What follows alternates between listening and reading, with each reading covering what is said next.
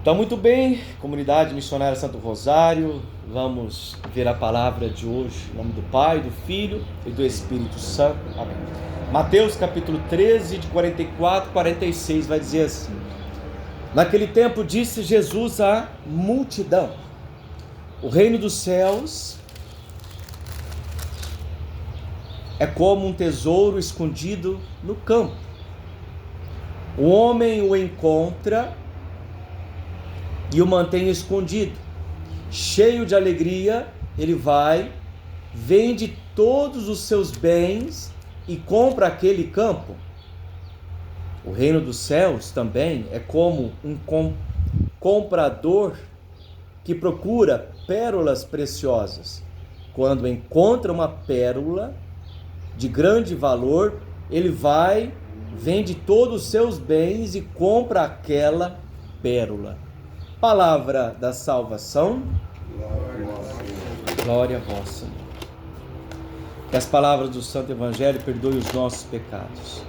Nós estamos vendo aqui Jesus ainda contando as parábolas.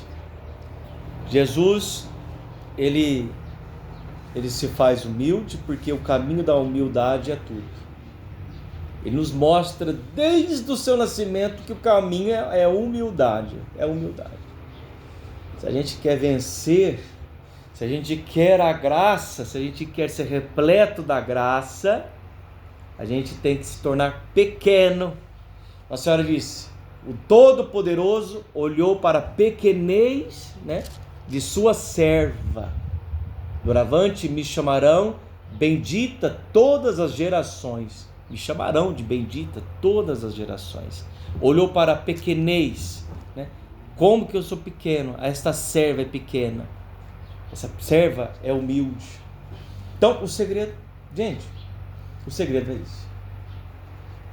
Olhou para aquela que é sim a Deus. É inteiramente sim a Deus. E Jesus aqui está falando para que todos aqueles que são humildes entender através das histórias. Nós estamos vendo parábolas, nesses dias, O reino dos céus é como um tesouro escondido no campo. Um homem o encontra e o mantém escondido, cheio de alegria. Ele vai, vende todos os seus bens e compra aquele campo. Ou seja, se você encontrar Jesus, você vai ver que Ele é de fato o maior tesouro. É por isso que você vende tudo. O que é que nós estamos precisando de vender? Ou em outras palavras, desfazer. O que nós precisamos desfazer da nossa vida para obter este maior tesouro? As vontades, as minhas vontades. Porque se a gente for comparar, e aliás, São Paulo vai ensinar que quando ele encontrou Jesus, ele encontrou o tesouro. E ele comparou o tesouro do céu, o tesouro de Jesus, o tesouro do coração dele. Ele encontrou que ali, ele viu que ali estava a verdadeira felicidade, a verdadeira alegria. E aí ele comparou com tudo no mundo. E sabe qual foi a comparação dele? Ele comparou tudo no mundo como esterco. Como esterco diante da graça de Deus. E eu vou falar uma coisa para vocês aqui que também uma vez aconteceu isso comigo. Agora eu vou dizer uma coisa que é testemunho meu, pessoal meu. Um dia eu estava participando de um retiro em Mococa, Então depois de 1, 2, 3 dias em oração, rezando e etc, ouvindo palestras e tudo mais, ali eu fiquei sabendo do diácono, da condição de ser diácono, da possibilidade de ser diácono, Meu chamado veio depois disso, esse meu chamado, Eu tive essa graça nesse dia, no final, quando terminou o retiro, eu tive essa sensação, essa visão também de comparar.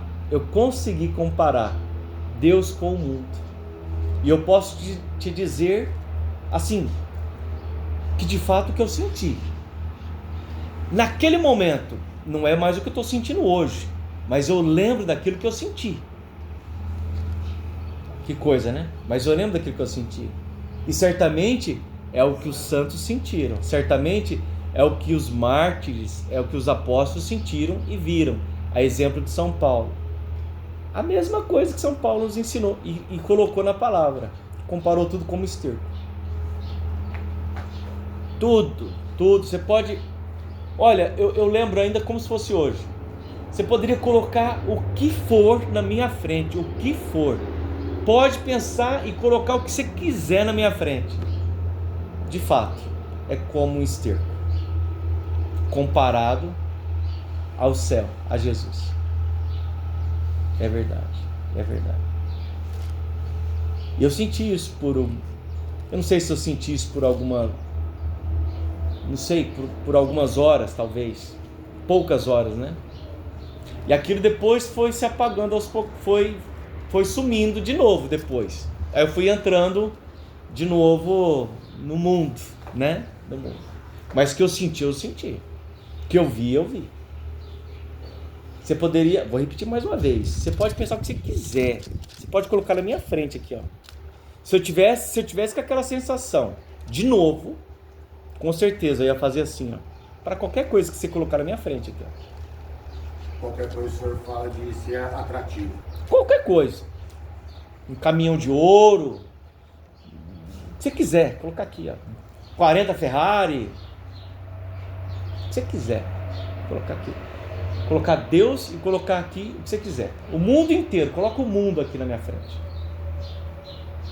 Eu ia fazer assim, ó. Isso não é nada.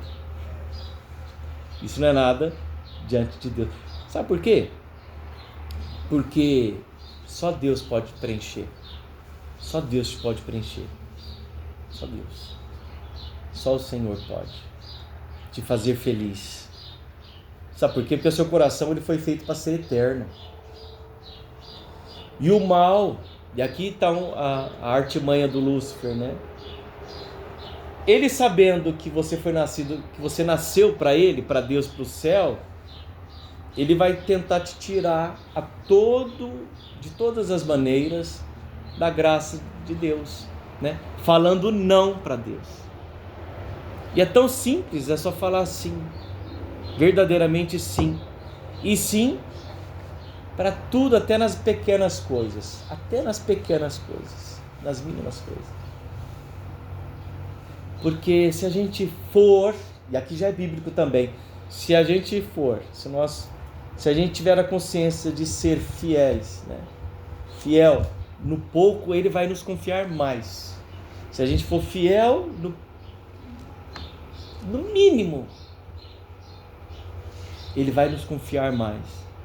E cada vez mais. Lembrei de uma outra coisa aqui que eu vou contar para vocês. É verdade também, que eu vou te falar, é verdade também.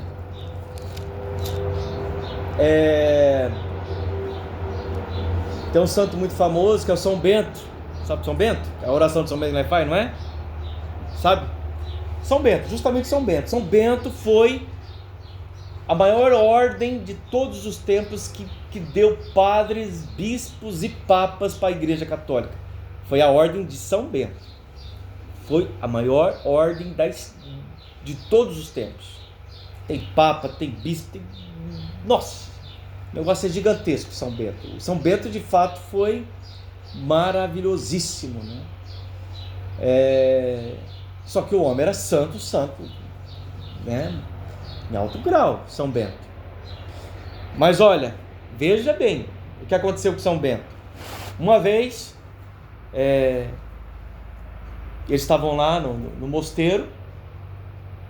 Está lá no mosteiro. Aí chegou um outro monge de um outro lugar, de um outro convento, veio pedir óleo. Olha, acabou o óleo, nossa, vocês têm um pouquinho de óleo para dar para a gente? falou pro cozinheiro lá do convento, né? Onde ficava ali São Bento. E aí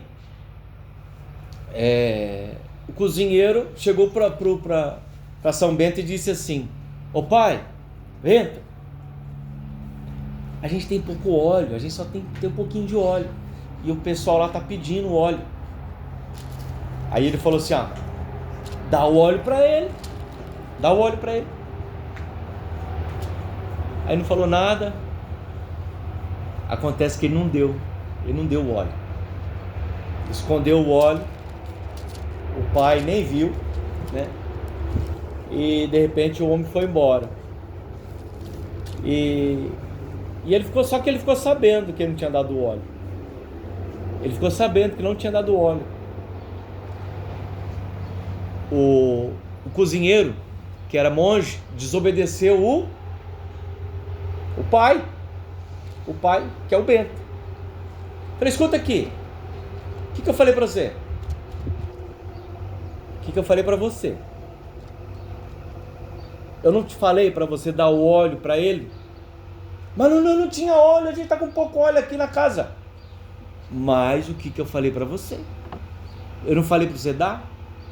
Falou, mas cadê o óleo? Traz o óleo aqui. É lá na montanha, lá em cima, sabe? Ele pegou o óleo, sabe o que ele fez? Ele pegou o óleo e jogou lá embaixo. E é de vidro. Esse vidro caiu nas pedras lá embaixo. Sabe o que aconteceu? O vidro não quebrou. O vidro não quebrou. Milagre, não quebrou. Lá embaixo, nas pedras, lá embaixo. Aí eles chegaram na janela, viram lá embaixo que o vidro não tinha quebrado. Falaram: vai lá e pega aquele óleo. Vai lá, pega, acha o monge e dá. Beleza. E realmente não tinha mais óleo na casa. O que a gente vai fazer? Vamos rezar. Tinha lá um vidro de óleo. E os monges começaram a rezar. Rezando. Conclusão: o óleo começou a subir e a surgir dentro da garrafa. Rezando. Começou a transbordar. Começou a vazar óleo da garrafa. Aí falou assim: hora chega, a gente já tem bastante óleo. Agora tá bom. Obrigado, Senhor. Tá bom. Ou seja, o que é a obediência, né? Precisamos de ser obedientes à palavra de Deus. Porque através da obediência a gente tem a graça. A gente tem a graça da presença de Deus, de ser preenchido da graça de Deus. Ou seja, se a gente encontrou o tesouro, que é Deus, o que você tem que se desfazer? O que você tem que desfazer da sua vida para pegar essa graça, para ter esse tesouro? O que você tem que desfazer? O que a gente tem que desfazer? Eu tenho que desfazer. Eu vou citar aqui. A gente tem que desfazer das mentiras, da vaidade, do orgulho, da arrogância.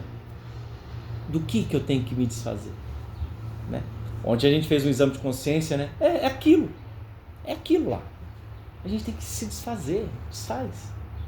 Porque se desfazendo disso, você vai obter o que é um tesouro. Para ter o tesouro, você tem que vender tudo para ter o tesouro. Eu encontrei. Então o que você tem que fazer? Desfaz para ter, para conquistar, para ter, para guardar, que é Deus, que é as maravilhas de Deus. Olha lá, o reino também é como um comprador que procura uma pérola preciosa, e quando encontra a pérola de grande valor, vende todos os seus bens, é a mesma coisa, e conquista aquela pérola. Ou seja, essa pérola é Deus, é Jesus, né? Olha, gente, é de fato que vale a pena. O resto é conversa fiada. É de fato que vale a pena, porque se a gente não fizer isso, a gente vai ficar com as pequenas coisinhas que a gente se apega.